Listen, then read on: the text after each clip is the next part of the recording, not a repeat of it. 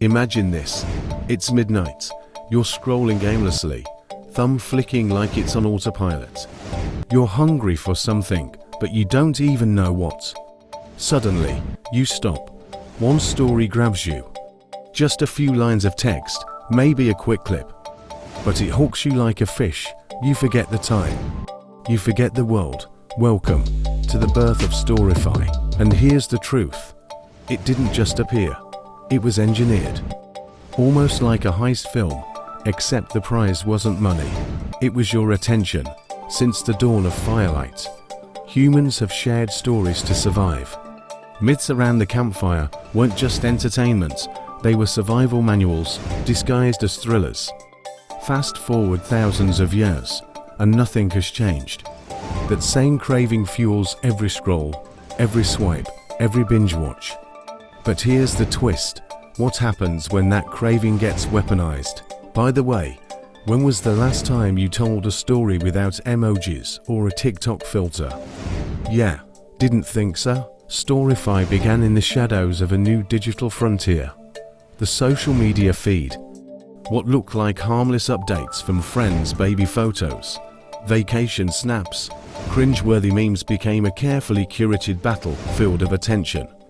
And here's the sinister part. Every post, every swipe, was training an algorithm. Not just to know you, but to predict you. And once prediction entered the game, stories weren't just told, they were programmed. Out of this storm, Storify rose. At first, it looked like a tool for journalists, a way to piece together tweets, posts, and comments into a single narrative. But soon, it became something bigger, a weapon, a stage, and a trap. Suddenly, anyone could weave together chaos from fragments of the web and call it a story. Truth or fiction didn't matter. What mattered was engagement. Think of it as Frankenstein's monster, but instead of bolts in the neck, it had hashtags. And here's where things turned dark, because Storify wasn't just about storytelling, it was about emotional manipulation.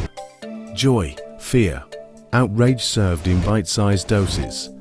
People didn't just consume stories anymore, they lived inside them. And whether you loved or hated what you read, you couldn't look away. But what if you were never meant to look away? Every story has a price, and the cost of Storify was attention, our most precious resource.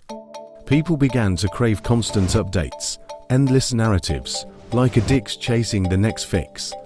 The platform wasn't just capturing stories, it was rewriting the way our brains worked. Dopamine drip by dopamine drip. Kind of makes you wonder, if Shakespeare had a Twitter account, would Hamlet even survive Act 1? Storify itself eventually faded, but its DNA lives everywhere. Instagram Reels, TikTok trends, Twitter threads, YouTube Shorts, all of it is Storify's shadow. The start of Storify wasn't the birth of one platform. It was the moment we stopped owning stories, and stories started owning us. So here's the real question. If Storify was only the beginning, what's coming next? You came here to learn about the start of Storify, but maybe the real story is about us. About how we gave away the campfire for a glowing screen. About how our hunger for connection was turned into an industry. The start of Storify wasn't just a platform launch, it was a warning. And if we don't question the stories we consume, the next chapter won't be written by us. It will be written for us. So, are you watching the story?